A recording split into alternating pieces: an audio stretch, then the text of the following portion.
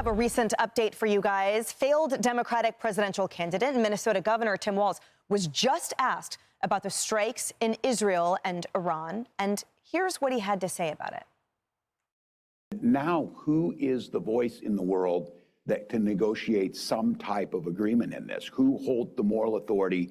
Who holds the ability to do that? Because we are not seen as a neutral actor, and we maybe never were. I don't want to tell anybody that. I think there's a lot of people who say you always leaned one way in this, but I think there was at least an attempt to be somewhat of the arbitrator in this. We saw President Carter do it with Begin and Sadat. We've had certain wins along the way that were actually mutually beneficial both ways. Now I ask who that is. And I mean, consistently over and over again, we're going to have to face the reality. It might be the Chinese. Oh, he sounds crazy. Wasn't on my bingo card, George P. So Tim Walz is saying the entity, the voice that might negotiate some type of agreement and hold the moral authority might be the Chinese. Said no one ever, except Tim Walz. What say you? Well, this is a man who aspired to be the second most powerful man, not only in our country, but arguably the world. And this is the moral tone that he's trying to establish for the Democratic Party. This is their mindset internationally, their mindset even domestically with respect to our country, and putting Americans last.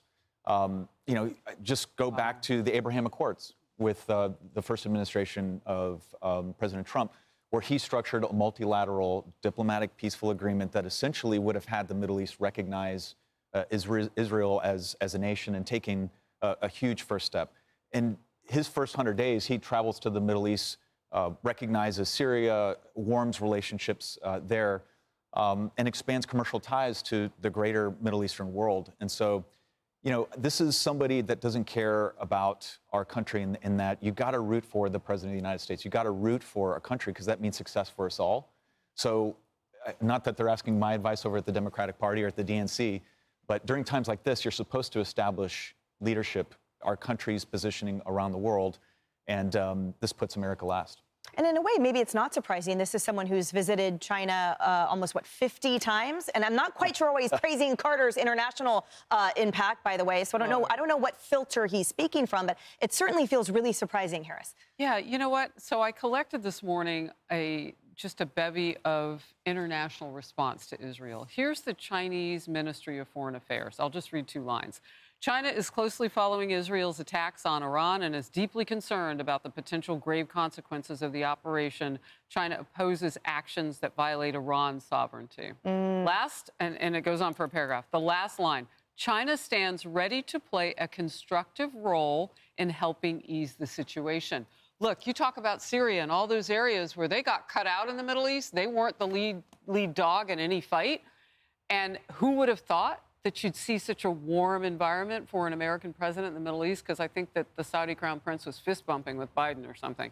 So China has lost its footing. And maybe Tim Walz gets the same press release that I just read from the Ministry of Foreign Affairs in China, because it certainly sounded like he thinks that China stands ready to play a constructive role in helping ease the situation.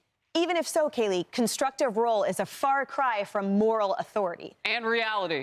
Yeah, look, Tim Walz, I believe, wants to be president. Thank God, by the way, that man's not a heartbeat away from the presidency right now.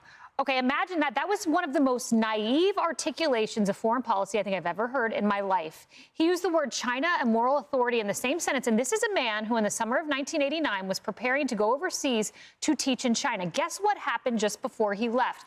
The People's Liberation Army in China went into Tiananmen Square and went over pro-democracy protesters. And this man who knows that full well, who's been to China 30 times, thinks they're a moral authority? Tim Walz, thank God you're not a moral authority in our country, one heartbeat away from the presidency. And don't you dare say America should be neutral in this. Israel's been our greatest ally in the Middle East, if not ever. We're not neutral in this country. We are pro-Israel. Remember, he claimed he was in Tiananmen Square that day until he was fact-checked, and actually it happened before he arrived. Bingo. Jillian, dealer's choice. I am completely befuddled by that, to be honest. I've never heard China thrown out there as a solve for this problem. One time. You've caught me completely off guard here with this. And the fact that you would say moral authority, I can't think of a regime that is more authoritarian and vicious and evil and cruel. So to make that association, I I can't tell if I'm dreaming. I'm pinching myself right now. I'm flabbergasted. You're awake. Tim Walz is just that. I don't know. I'll save my word. I don't drink You're at saying all. what we're all thinking. Drinks. All right, guys. Hey everyone, I'm Emily Compagno. Catch me and my co-hosts Harris Faulkner and Kaylee McEnany on Outnumbered every weekday at 12 p.m. Eastern, or set your DVR. Also, don't forget to subscribe to the Fox News YouTube page for daily highlights.